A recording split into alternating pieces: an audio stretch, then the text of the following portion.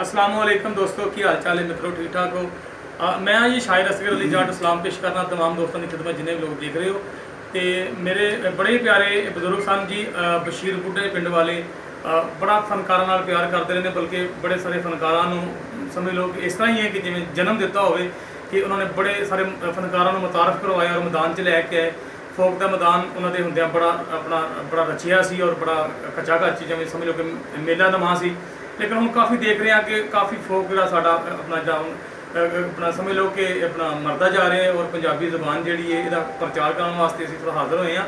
और सानू खसूसी अपना सानू एक काविश वास्ते किया जी नसीर बुढ़े पिंड वाले जिहड़े बशीर बुढ़े पिंड वाले दे बेटे ने उन्होंने वास्ते असीं अपना ढेर सलाम पेश करने हैं और दो सिंगर लैके हाज़र हुए हैं। मैं कहा चलो अज फोक के सिंगर भी नाल दो जवान तुहानूं सुना दईए।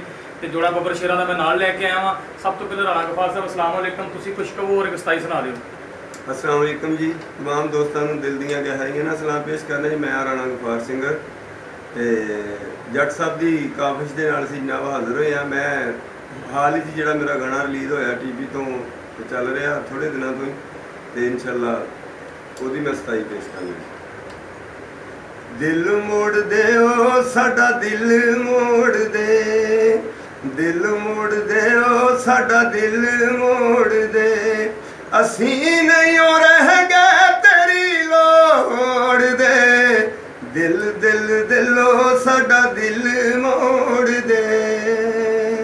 बिल्कुल जी, दिल मोड़ दे दिल को सज्जन लै जाए तो फिर इंसान को तुहानूं पता ना दिल तो बगैर जी नहीं होंदा ते बिल्कुल नाले जी भी नहीं लगता। अगर दिल किसी को होवे तो बिल्कुल दिल जिहड़ा लै गया राणा साहब जरूर मोड़ देवे मैसेज साडा। और जिन्हें ये गाना सुनना होवे तो जाके तुसीं अपना यूट्यूब पर सुन सकते हो। दिल मोड़ ते राणा गफार सिंगर लिखोगे तो आ जाएगा। तो हुण मैं अफजल माही साहब साडा सिंगर फोक के बड़े अच्छे बब्बर शेर सिंगर ने, उन्होंने मैं कहांगा छोटी सताई जिहड़ी गुनगुना के सुना दिओ जी।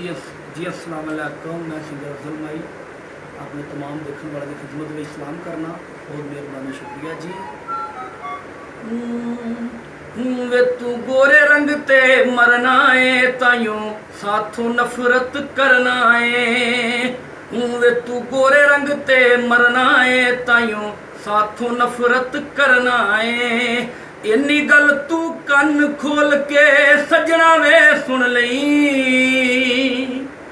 वो असी रंग दे पावे काले आ पर दिल दे काले नहीं, असी रंग दे पावे काले आ पर दिल दे काले नहीं। वाह जी वाह, बिल्कुल जी। बंदा दिल रंग का बेशक काला हो लेकिन दिल का काला ना हो। जो इंसान दिल का काला हो दो कदम भी इंसान को नहीं चल होंदा।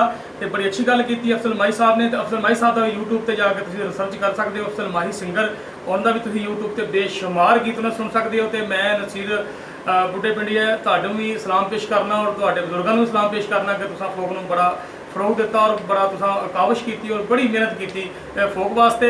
तो दोस्तों अगर साना रबता करना हो, किसी दोस्त नूं गान का शौक हो जां लिखण का शौक हो जां कोई भी फनकार किसी तरह का भी कोई शौक हो तो साना रबता करो। इंशाअल्लाह तुहाडी आवाज़ नूं तुहाडे फन नूं असीं दुनिया ते पहुँचावांगे, दुनिया के कोने कोने ते पहुँचावांगे। नेट का दौर है, घबराना नहीं, असीं तुहाडे भरा वां। इंशाअल्लाह अपने भरा समझ के आओगे और भरा ही पावोगे। तो नंबर नोट कर लो 0381 33 594 यानी कि 0300 8133 594। बहुत शुक्रिया, बहुत थैंक यू जी, बड़ी मेहरबानी। अल्लाह हाफ़िज़।